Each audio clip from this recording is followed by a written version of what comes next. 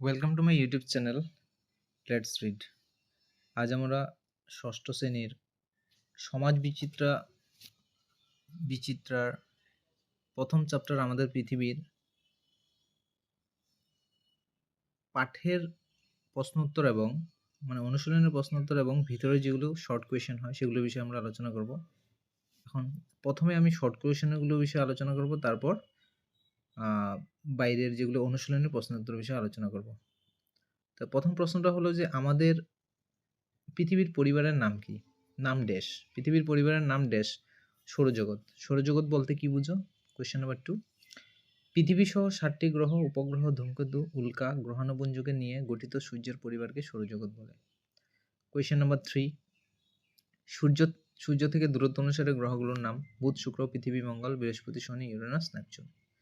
Question number 4। পৃথিবীর উপগ্রহটির নাম হলো ড্যাশ। চাঁদও লিখতে পারো, চন্দ্রও লিখতে পারো। 5 নম্বর কোয়েশ্চেন, সবচেয়ে ছোট গ্রহ হলো ড্যাশ। সবচেয়ে ছোট গ্রহটি হলো বুধ। Question number 6। ড্যাশ হলো সূর্যের সবচেয়ে কাছের গ্রহ। কাছের গ্রহটা হলো বুধ। Question number 7। সূর্যের বহিঃপৃষ্ঠের উষ্ণতা কত? উষ্ণতা প্রায় সূর্যের বহিঃপৃষ্ঠের উষ্ণতা প্রায় degree Celsius, 5600 degree Celsius. Question number 8। কক্ষপথ কি? গ্রহগুলো সূর্যকে এবং উপগ্রহগুলো নিজ নিজ গ্রহকে প্রদক্ষিণ করা পথকে কক্ষপথ বলে। 9 নম্বর, ড্যাশ হলো বৃহৎ পৃথিবীর একটি ক্ষুদ্র সদৃশ্য বস্তু বা মডেল। গোলক। কোয়েশ্চেনগুলো অন্যরকম হতে পারে, যে গোলক কি, বা এমনও হতে পারে তোমাকে প্রশ্ন দিতে পারে। প্রশ্ন হলো এভাবে লিখতে লাগবে। Question number 10। পৃথিবীর আকৃতি হলো ড্যাশ। পৃথিবীর আকৃতি ড্যাশ দেওয়া থাকতে পারে উপবৃত্তাকার, নাহলে এমনও থাকতে পারে পৃথিবীর আকৃতি কেমন, লেখো। তো লিখবে উপবৃত্তাকার। পৃথিবীর পরিধি প্রায় ড্যাশ কিলোমিটার, 40,000 কিলোমিটার। কোয়েশ্চেনগুলো ড্যাশ না দিয়ে এমনি প্রশ্ন দিতে পারে যে পৃথিবীর পরিধি কত, তো তোমরা বুঝে লিখবে। Question number 12। পৃথিবীর কেন্দ্র দিয়ে পার হয়ে যাওয়া রেখাকে ড্যাশ বলে? মেরুদণ্ড বলে। Question number 13। পৃথিবী নিজ মেরুদণ্ডের উপর ড্যাশ দিকে অনবরত ঘুরছে? এটা আমিও পশ্চিম থেকে পূর্ব দিকে ঘুরছে। তো আমার কোয়েশ্চেনগুলো যদি ভালো লাগে তোমরা চ্যানেলটিকে লাইক অ্যান্ড সাবস্ক্রাইব করে দিও, আর বেল আইকনটিকে হিট করে দিও, যাতে আমি ভিডিও দেওয়ার সাথে সাথে তোমাদের কাছে নোটিফিকেশন পৌঁছে যায়। তো কোয়েশ্চেন নাম্বার 14। কোন কাল্পনিক রেখাটি পৃথিবীকে সমান দুভাগে ভাগ করেছে? বিষুব রেখা। Question number 15। বিষুব রেখা কি? বিষুব রেখা হলো পৃথিবীকে সমান দুভাগে বিভক্ত করা একটি কাল্পনিক বৃত্তাকার রেখা।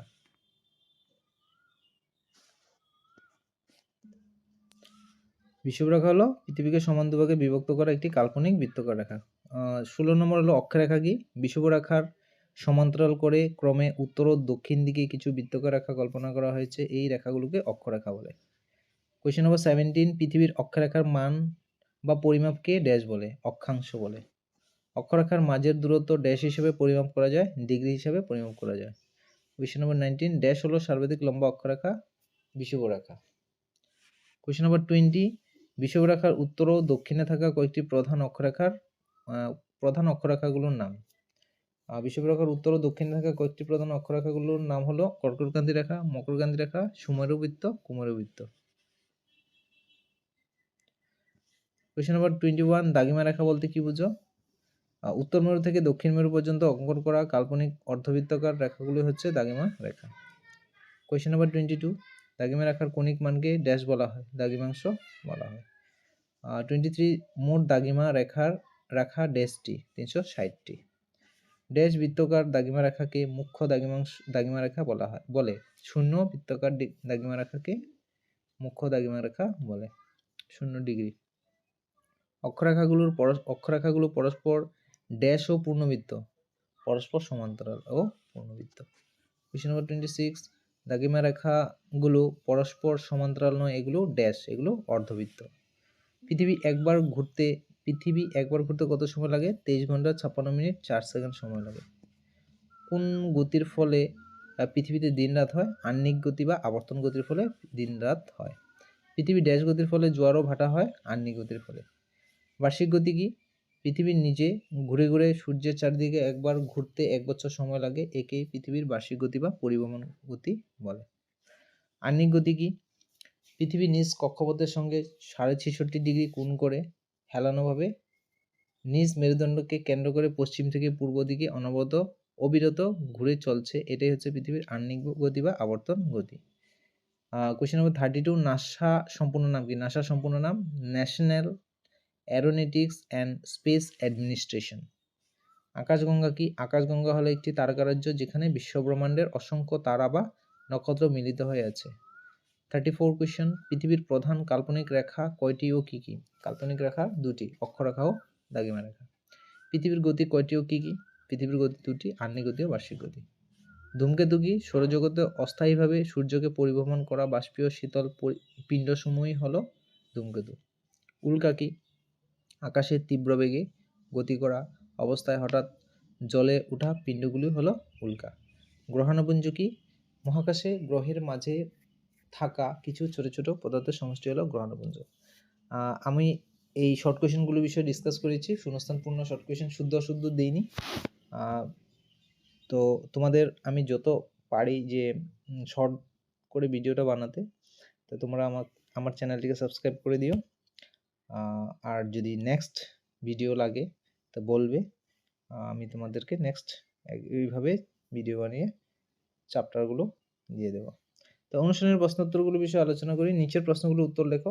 অনুশীলনী 1, পৃথিবীর পরিবারটির নাম কি? পৃথিবীর পরিবারটির নাম সৌরজগৎ।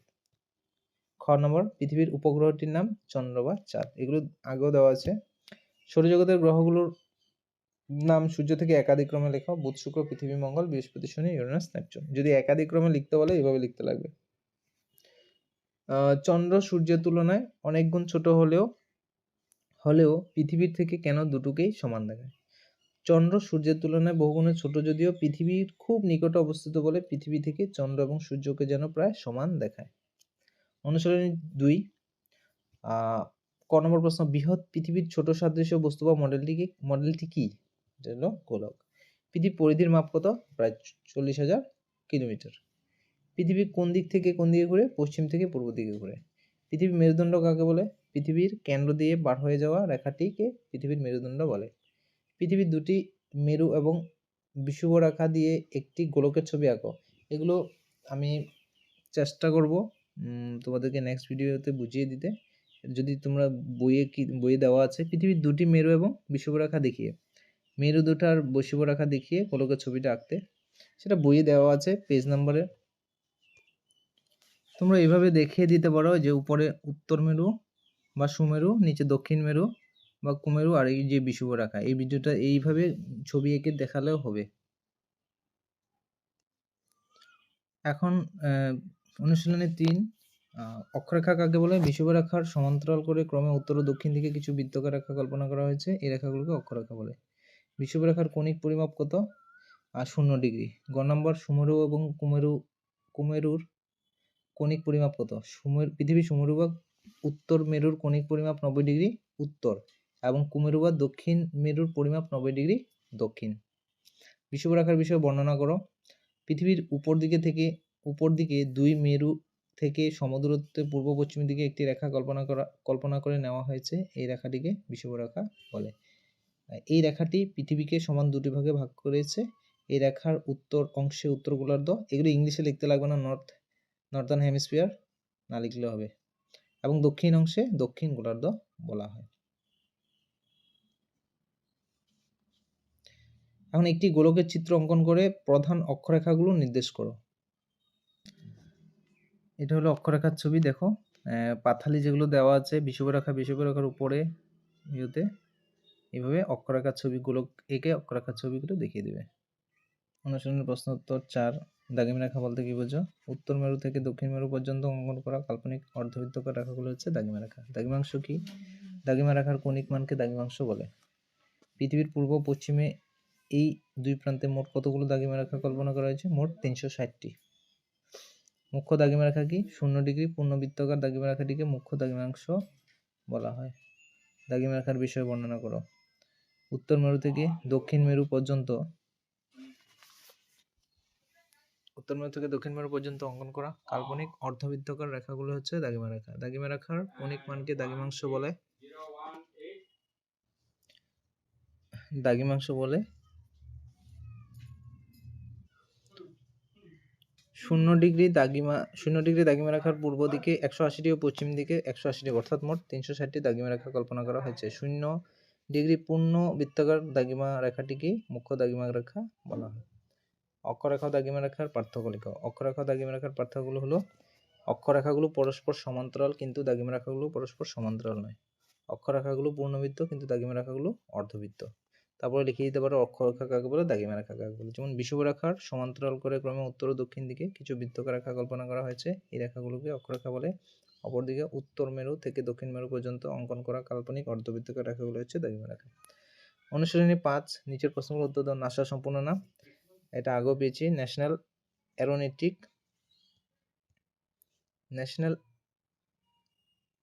Aeronautic and Space Administration. সূর্য কার চারিদিকে পরিভ্রমণ করে? সূর্য নিজ কক্ষপথে আকাশগঙ্গা তারকারাজ্যের কেন্দ্রের চারিদিকে পরিভ্রমণ করে। পৃথিবীকে নিজের মেরুদণ্ডে একবার ঘুরতে কত সময় লাগে? 23 ঘন্টা 56 মিনিট 4 সেকেন্ড সময় লাগে। অপসূর ও অনুসূর কাকে বলে? পৃথিবী সূর্যকে প্রদক্ষিণ করার সময় 4 জুলাই দিনটি সূর্য থেকে সর্বাধিক দূরত্বে অবস্থান করে, একে পৃথিবীর অপসূর বলে। অন্যদিকে 3 জানুয়ারি দিনটি পৃথিবী সূর্যের সবচেয়ে সামনে অবস্থান করে, পৃথিবীর এই অবস্থানকে অনুসূর বলে। পৃথিবীকে সূর্যের চারদিকে একবার ঘুরতে কত সময় লাগে? এটা লিখতে পারো 1 বছর বা 12 মাস। আবার যদি এমনও হতে পারে 365 দিন 5 ঘন্টা 56 মিনিট 16 সেকেন্ড।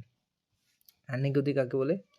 এর দুটি ফলাফল। পৃথিবী নিজ কক্ষপথের সঙ্গে 66.5 ডিগ্রি কোণ করে হেলানোভাবে নিজ মেরুদণ্ডকে কেন্দ্র করে পশ্চিম থেকে পূর্ব দিকে অনবরত ঘুরে চলছে, এটাই হচ্ছে পৃথিবীর আহ্নিক গতি বা আবর্তন গতি। আহ্নিক গতির দুটি ফলাফল হলো, আহ্নিক গতির ফলে দিন ও রাত হয়, আহ্নিক গতির ফলে সাগরে জোয়ার ও ভাটার সৃষ্টি হয়। বার্ষিক গতি কাকে বলে? এর ফলাফল দুটি। পৃথিবী নিজে ঘুরে ঘুরে সূর্যের চারদিকে একবার ঘুরতে 1 বছর সময় লাগে, একেই পৃথিবীর বার্ষিক গতি বা পরিভ্রমণ গতি বলে। বার্ষিক গতির দুটি ফলাফল হলো, বার্ষিক গতির ফলে মাস, ঋতু ও বছরের পরিবর্তন হয়, বছরের সকল দিন ও রাতের দৈর্ঘ্য সমান না হওয়ার কারণ বার্ষিক গতি। একই সময়ে পৃথিবীর দুটি ভিন্ন অঞ্চলে কেন দিন রাত্রি হয় না?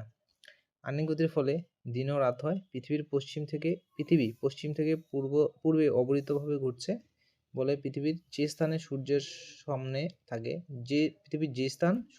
থাকে সেখানে দিন এবং বিপরীত স্থানে রাত হয়। উদাহরণস্বরূপ ভারতে যখন দিন হয় ঠিক সেই সময় আমেরিকায় রাত হয়, অর্থাৎ ভারত যে সময় সূর্যের দিকে থাকে, আমেরিকা সে সময় সূর্যের বিপরীতে থাকে।